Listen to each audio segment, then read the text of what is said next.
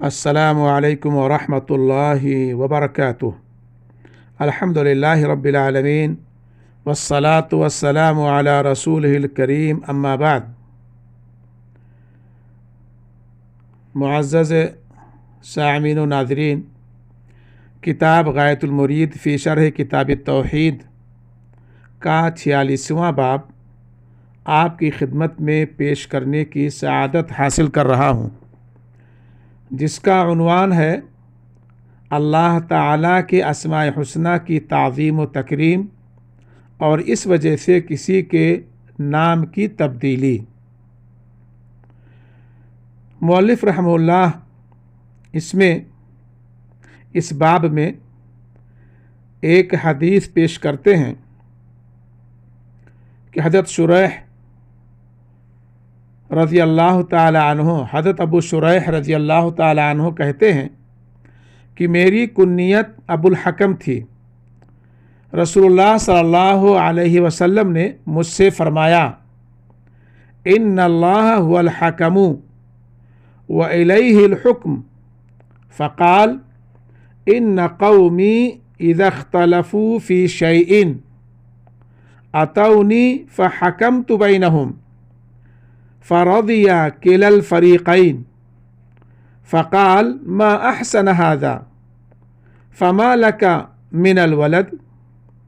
قال شریح ومسلم وعبد الله، قال فمن اکبرهم؟ قلت شریح، قال فانت ابو شریح۔ رواہ ابو داود۔ کہ حکم فیصلہ کرنے والا اللہ تعالی ہی ہے اور حکم بھی اسی کا نافذ ہوتا ہے۔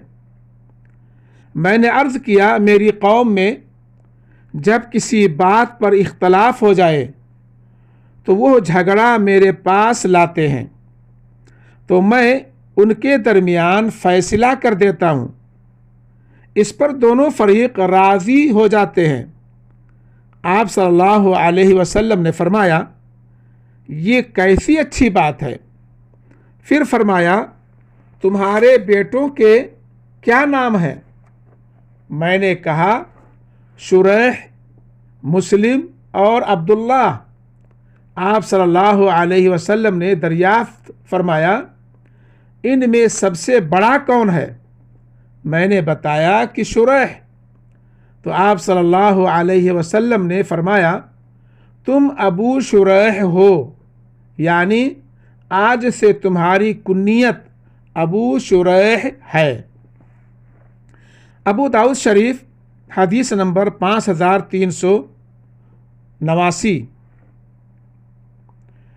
باب کا عنوان اللہ تعالیٰ کے اسماء حسنی کی تعظیم و تکریم اور اس وجہ سے کسی کے نام کی تبدیلی، یہ باب کا عنوان ہے۔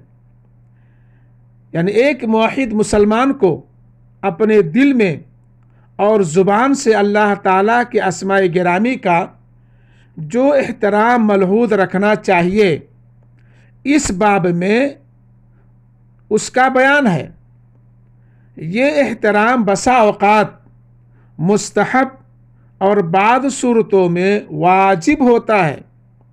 اللہ تعالیٰ کے اسماء کے احترام کا تقاضا ہے کہ ان کی بے حرمتی نہ کی جائے اور وہ نام مخلوق میں سے کسی کے نہ رکھے جائیں۔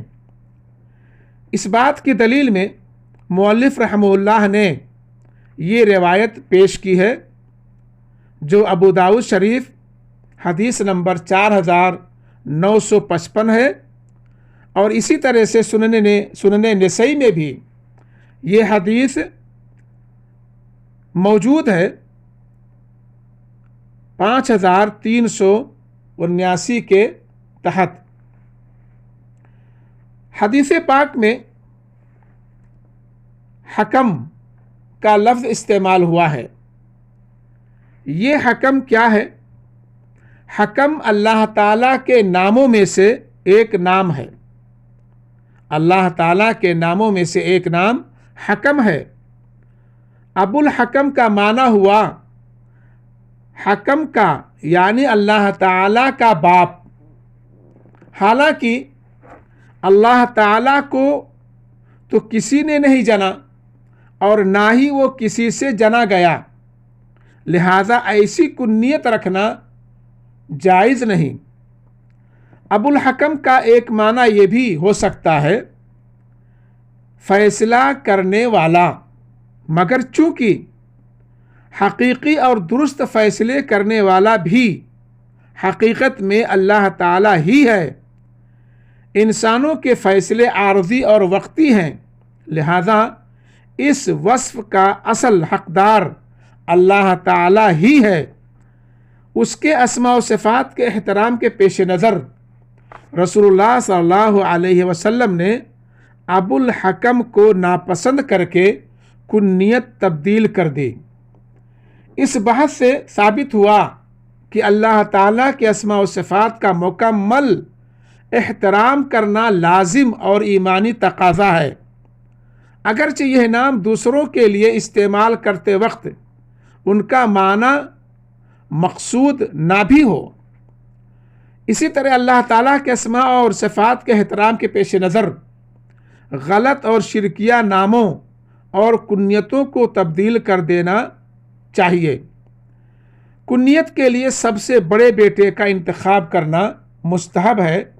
اس باب سے ہمیں یہ 3 باتیں موٹی موٹی معلوم ہوئیں. اللہ رب العالمین سے دعا ہے کہ اللہ تعالی ہمیں موحد بنائے، متبع سنت بنائے، دنیا اور آخرت میں کامیاب کرے.